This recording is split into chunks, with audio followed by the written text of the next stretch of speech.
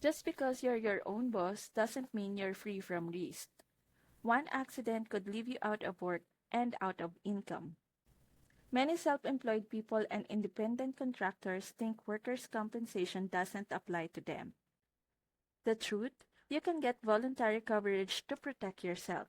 Here's why it's worth it. Some clients and general contractors require proof of workers' comp before hiring you.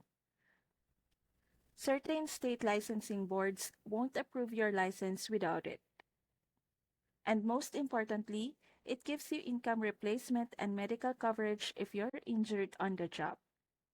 With voluntary workers' comp, you're essentially insuring yourself.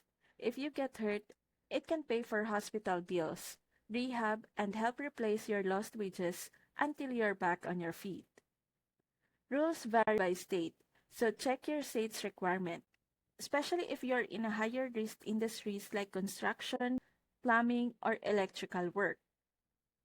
Next Insurance makes this process fast. Apply online, get covered instantly, and show clients you mean business. Click my link in the description now for your instant quote.